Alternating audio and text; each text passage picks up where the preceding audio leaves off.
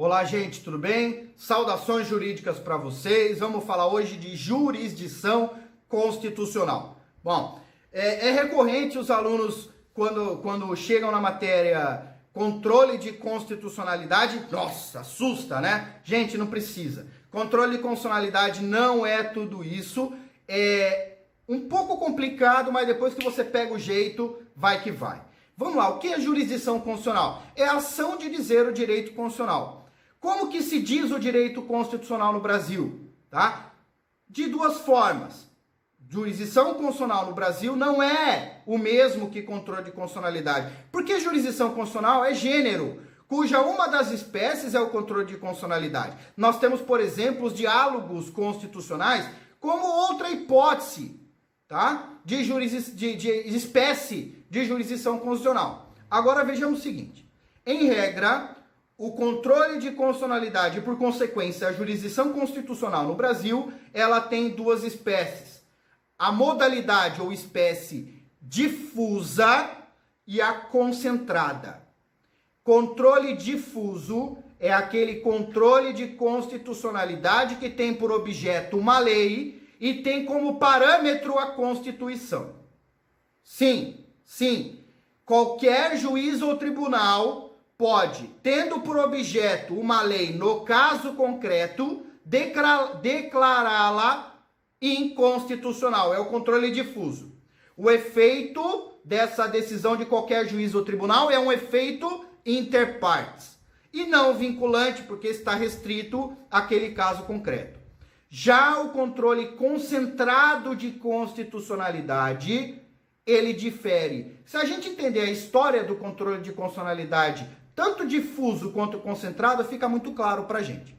Nos Estados Unidos, vem dos Estados Unidos, o modelo do controle difuso de constitucionalidade, que para alguns teria como início o caso Marbury versus Madison. Mas, na verdade, na minha opinião, não é apenas esse caso Marbury versus Madison. Faz parte da própria natureza do common law norte-americano, faz parte deles. Tá? De acordo com a teoria do stare decisis, faz parte para os Estados Unidos, faz parte da cultura jurídica norte-americana o fortalecimento dos precedentes, coisa que no Brasil não temos. Queremos ter o novo Código de Processo, ou Código Processual vigente, reforça, né? Entre outras atitudes, tanto do Supremo quanto políticas, elas denotam esse desejo, tá? De adaptação do nosso modelo de controle de constitucionalidade. Por quê? Porque além do controle difuso feito por qualquer juiz ou tribunal, que tem como raiz histórica os Estados Unidos, nós temos o modelo do controle concentrado, que vem lá com Hans Kelsen, que vem lá da Áustria, que vem da ideia de um tribunal constitucional externo aos três poderes, controlando a constitucionalidade. No caso do controle concentrado com matriz kelseniana, e isso acontece hoje no Brasil, o efeito seria erga omnes e vinculante. No Brasil nós temos o controle difuso feito por qualquer juiz ou tribunal, e o reflexo em regra dessa decisão seria apenas inter partes. Eu vou falar sobre essa regra mais à frente, tá? No caso do controle concentrado no Brasil, nós temos as ações constitucionais por excelência, a DI, a DECOM e a DPF, que são aquelas ações que necessariamente originárias que são do Supremo Tribunal Federal, concentram no Supremo Tribunal Federal o poder de declarar uma lei em tese, controle abstrato de constitucionalidade, não concreto. No controle concentrado, o controle abstrato é uma lei em tese. E o Supremo Tribunal Federal, apreciando essa lei em tese, se entender que ela é inconstitucional, a decisão tem efeito erga omnes e vinculante. Ok? Só um detalhezinho. Nós temos, como o Brasil que somos, né? Nós temos uma categoria quase que jabuticabal de normas. Por quê? Porque nós temos o nível constitucional e as normas constitucionais. Nível este que se incluem os tratados internacionais de direitos humanos aprovados pelos ritos da emenda constitucional. Esses tratados de direitos humanos que forem aprovados pelo rito da emenda constitucional são parâmetros do controle de constitucionalidade. Agora, tratados internacionais de direitos humanos antes da Constituição e tratados internacionais de direitos humanos que não forem aprovados pelo rito da emenda constitucional, eles não são parâmetro de controle de constitucionalidade. Eles são parâmetros do chamado controle de convencionalidade. Controle de convencionalidade é quando faz parte da jurisdição constitucional. Controle de convencionalidade faz parte da jurisdição constitucional e tem uma diferença muito interessante de convencionalidade para constitucionalidade. Enquanto no controle de constitucionalidade, o Supremo declara uma lei inconstitucional e manda para o Senado suspender a execução no todo ou em parte de uma lei declarada inconstitucional, no caso do controle de convencionalidade, o que acontece é a paralisia da eficácia. Ocorre, então, a paralisia da eficácia da norma no controle de convencionalidade. Tá ok? Então, vamos lá. Normas constitucionais são parâmetros do controle de constitucionalidade, tanto difuso quanto concentrado. Normas constitucionais incluem os tratados internacionais de direitos humanos aprovados pelo rito de emenda, mas não incluem os tratados de direitos humanos não aprovados pelo rito da emenda. Esses tratados de direitos humanos não aprovados pelo rito de emenda são o parâmetro do controle de convencionalidade. Tudo bem? Para terminar, ou melhor, uma coisa interessante, tá? Se o tratado não for de direitos humanos, ele trata, por exemplo, da tributação do bacalhau. Ele precisa ser internalizado no Brasil pelo rito ordinário, rito de lei. Se o tratado que não é de direitos humanos não for aprovado pelo rito da lei, ele não vale nada. Ao contrário do tratado de direitos humanos. Esse tratado de direitos humanos, mesmo que não aprovado pelo rito da emenda, ele tem força supralegal.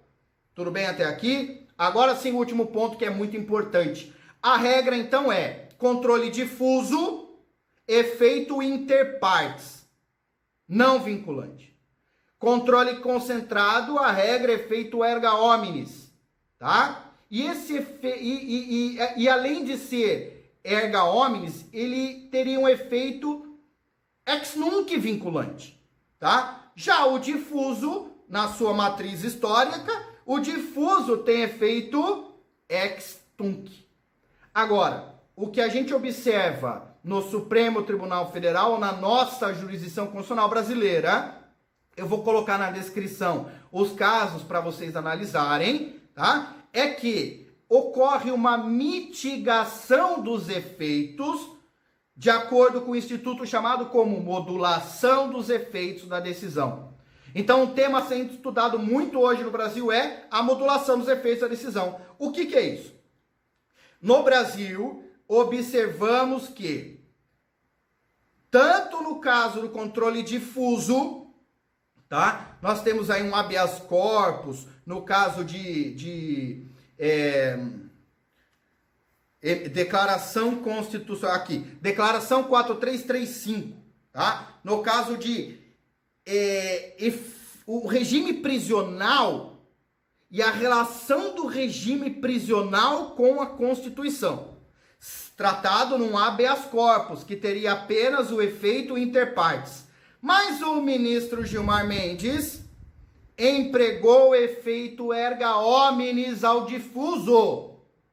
Tudo bem? Então, olha, a regra do difuso, efeito inter partes não vinculante. Mas a doutrina do Supremo, a doutrina constitucional e a jurisprudência do Supremo Tribunal Federal já tem emprestado ao controle difuso, no caso um habeas corpus, na declaração 4335, emprestou efeito erga omnes a essa decisão difusa. Também observamos a modulação dos efeitos da decisão para terminar, no caso do controle concentrado, tá? Exemplos, o caso do Instituto Chico Mendes das medidas provisórias e os casos dos vetos presidenciais. Nesses casos, nós tivemos a modulação dos efeitos da decisão, que deveriam declarar uma nulidade que poderia causar uma insegurança jurídica, incitando então o Supremo Tribunal Federal a modular os efeitos e dizer o seguinte: eu declaro inconstitucional a prática na aprovação da medida provisória, por exemplo. Ele declara então inconstitucional uma prática, gente, e não eiva de vício medidas provisórias anteriores. Olha que interessante. Então, em suma, tá?